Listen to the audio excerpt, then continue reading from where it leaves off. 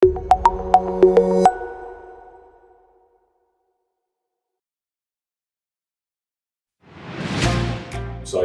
I'll start. My name's Kyle Chester Marsden. I'm the technical training engineer for Fieldpiece Instruments.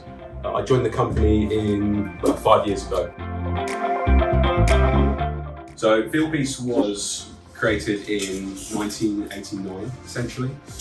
We started out by a gentleman called Ray Haryu. He was a medical device engineer, and he had a brother-in-law who was a HVAC technician.